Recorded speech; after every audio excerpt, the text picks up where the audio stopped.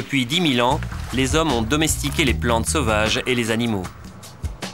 Les communautés paysannes du monde entier, particulièrement dans les pays en développement, ont contribué à la diversité génétique dont nous dépendons tous pour notre apport en nourriture.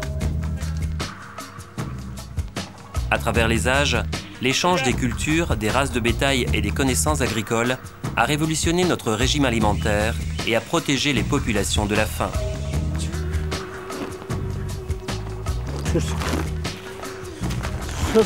L'humble pomme de terre, née en Amérique du Sud, a pourtant eu un impact profond sur le régime alimentaire et l'histoire des Européens. Quand les Espagnols l'ont importée au XVIe siècle, elle a libéré des millions d'Européens du risque de famine.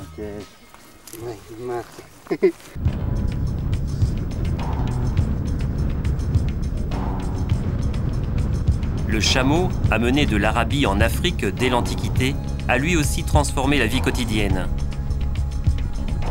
Source de lait, de viande et de peau, cet animal très résistant permet au peuple de vivre et de voyager dans les environnements les plus extrêmes.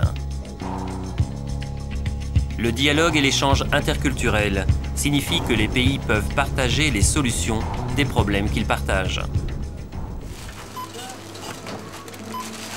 Pourtant, de nombreuses sociétés se sentent menacées par une forme de dialogue interculturel, les négociations centrées sur le commerce mondial. Les restrictions à l'export, les subventions dans les pays industrialisés, la chute des prix de la nourriture et même les changements dans les régimes alimentaires au niveau global signifient que les fermiers pauvres ne peuvent être compétitifs sur le marché international. Seul le dialogue entre les nations peut établir un système commercial plus équitable. 2,570 milliards de personnes, 42% de la population mondiale, dépendent de l'agriculture qui fait tourner les économies des pays les plus pauvres. 1000, 15, 16, 17, 18, Et pour plus de 850 millions de personnes sous-alimentées, dont la plupart vivent en zone rurale, l'agriculture est la seule issue à la faim. Pour ces orphelins du sida au Mozambique, apprendre à travailler la terre les aidera à échapper à la faim, à la pauvreté et à la maladie. Les objectifs du millénaire pour le développement ont engagé les leaders mondiaux à éradiquer l'extrême pauvreté et la faim, tout en assurant le respect de l'environnement.